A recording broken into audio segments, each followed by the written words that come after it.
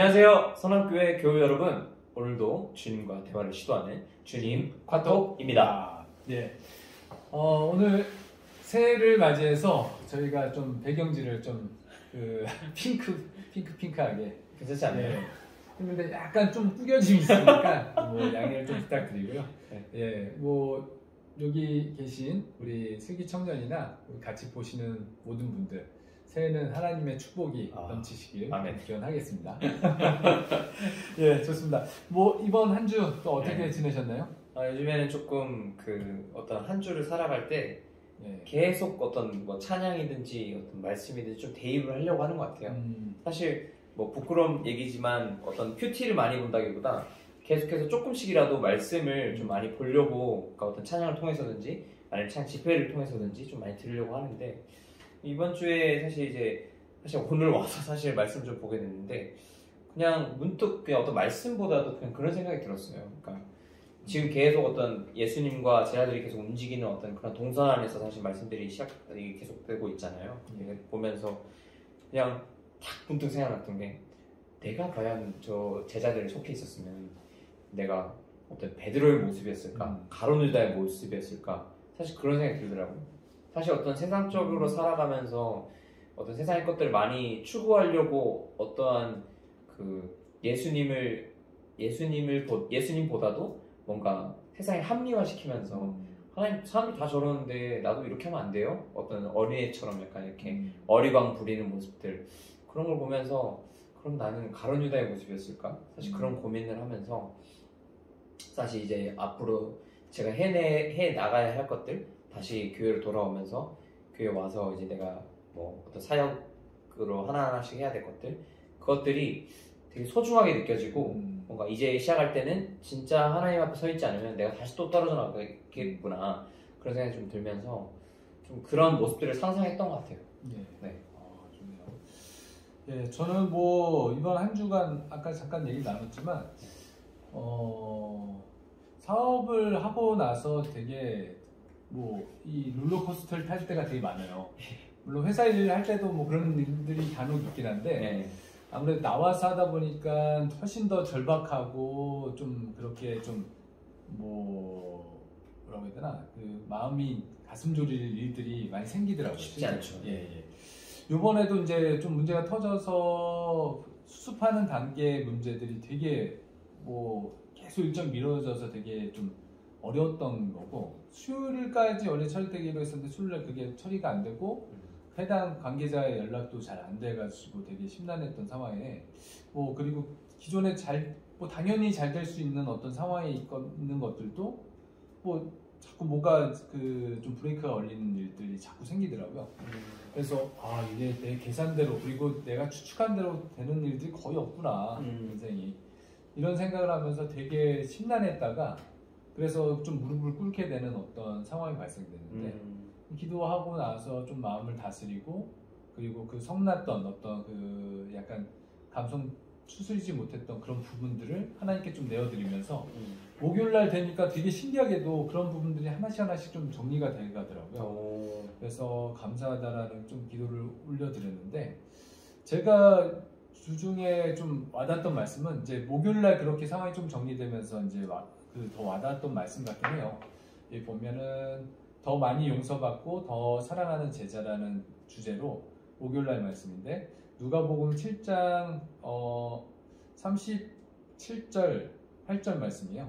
그 동네에 죄를 지은 한 여자가 있어 예수께서 바리새인의 집에 앉아 계심을 알고 향유 담은 옥합을 가지고 와서 예수의 뒤로 그 발 곁에 서서 울며 눈물로 그 발을 적시고 자기 머리털로 닦고 그 발에 입맞추고 향유를 부으니, 이 말씀인데, 전에 제가 말씀드렸던 지금 만화성경하고 통독 부분이 이제 마태복음을 읽고 있는데, 그 부분이랑 이게 매칭이 좀 돼 있어요. 그래서 하나님이 이 말씀 보려고 이제 좀 마음의 결심이 서니까 이런 상황들이나 이런 것들, 심지어 큐티랑 이렇게 다 어떤 상황들이 일치되게끔 이제 열어주시니까 그 만화에 봤던 장면하고 어떤 앞뒤 상황들이 이렇게 좀 쉽게 장면화되면서 이 내용들이 좀 많이 와닿더라고요. 근데 여기에 이제 누가복음에는 없지만 이제 아나나 어떤 다른 복음서에 보면 이제 가룟 유다가 이제 등장하면서 이 향유 깨뜨렸을 때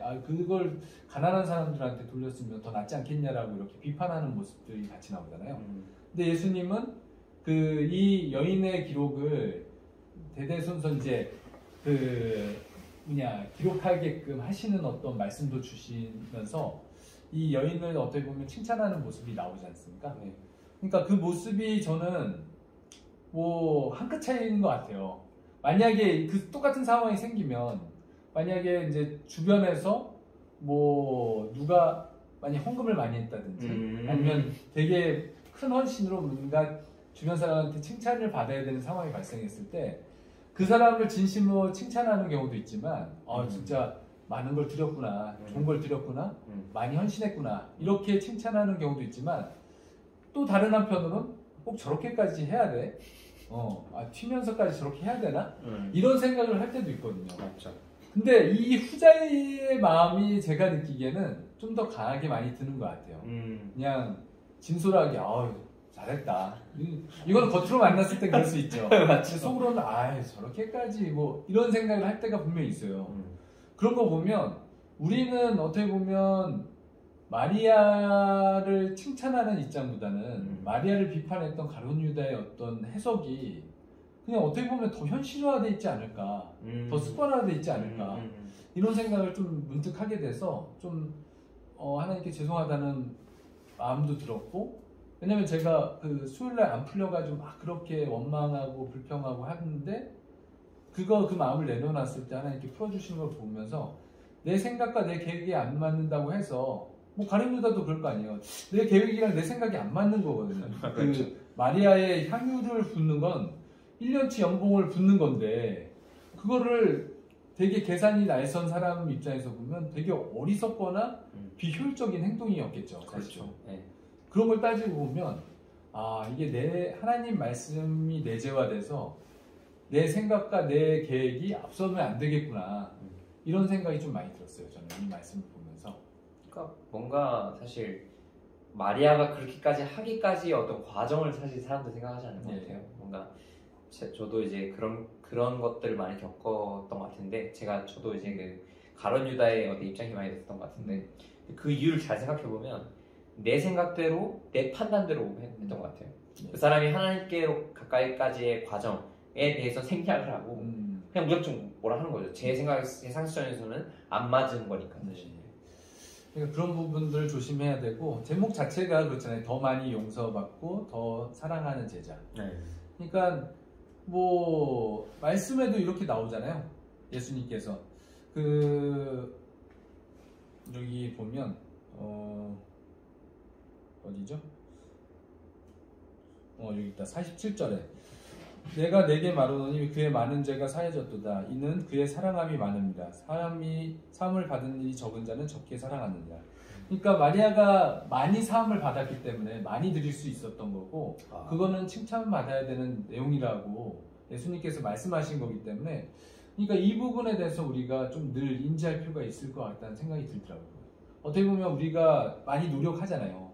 하나님께 노력하지만 실상 안 되는 건 거의 지킬 수 없다는 걸 우리 스스로 느끼거든요. 사실. 하나님께 말씀과 기도와 찬양의 삶을 살고자 그렇게 허건날 맹세하지만 허건은 안 되잖아요. 허건은 안 되죠. 그거는 우리가 그만큼 죄성이 강하고 죄로 달려가는 발걸음이 훨씬 빠르기 때문에 하나님의 말씀을 향해 달려가는 속도보다 훨씬 빠르다는 생각 때문에 우리 죄성 때문에 절망할 때가 많잖아요. 그렇게끔 죽을 수밖에 없는 그 죄인임을 하나님께서 예수님을 통해 우리를 죄사함 받게 해주시고 우리를 구원해 주셨는데 우리도 똑같이 어떻게 보면 마리아보다 더 많은 죄사함을 받은 사람이라고 생각해요. 그럼에도 불구하고 우리는 덜 받은 것처럼 가룟 유다처럼 이렇게 마치 의인이 양 마치 뭔가 계산이 앞선 사람이 있냐 그 상황과 그 어떤 그 판단을 한다는 거죠. 그래서 그 부분에 대해서 조심해야겠다 이런 생각이 좀 많이 들었습니다. 저는. 그러니까 공동체 안에 있으면서 그런 생각들을 많이 해야 되는 것 같아요. 그러니까 내가 지금 바리새인이나 사두개인들처럼 뭔가 내가 생각하는 어떤 하나님, 그러니까 내 눈으로 바라보는 건 아닌지, 그것들 진짜 리더뿐만이 아니라 우리 일단 공동체의 구성원들 한 사람 한 사람이 그걸 생각해야지 서로가 조심해야 하는 생각들은 어느 순간 교회에 다니면서 공동체에 있으면서 드는 생각들은 어떤 거였냐면 진짜 가족처럼 편하다고 생각하니까 너무 막대하는 거죠. 근데 그러면서 상처받는 거에 대한 생각하지 않고 그 사람이 왜 적응하지 못할 거라는 생각을 많이 하게 되는 거예요. 사실은 그게 아니었던 거고 우리가 좀 더 조심스러웠으면 사실 더 깊은 관계로 할 수 있던 거고 하나님께서 그 합력할 선을 이루라는 그 말이 사실 우리가 어떤 편하게 대한다기보다 좀 더 조심스러워하면서 사실 그 친구들을 그 영혼 한 명 한 명을 바라볼 때 좀 더 천천히 바라봐줘야 되는데 어느 순간 내 생각으로 바라보게 되는 것들이 사실 어떤 공동체를 조금 못 잃어가는 어떤 그런 하는 원인이 되지 않나라는 좀 생각을 하게 돼요. 네, 그럴 수 있습니다. 충분히 그럴 수 있습니다. 예, 하여튼 뭐 말씀을 읽는 거 그리고 기도를 한다는 건 사실 예전엔 그랬거든요. 뭐 시간 날 때 그리고 잘 때 뭐 이런 생각을 했었는데 그게 아니라 가장 먼저 하나님께 드리고 우리의 삶을 이어가는 게 그게 하나님께 속한 사람들의 어떤 뭐 우선순위이지 않을까.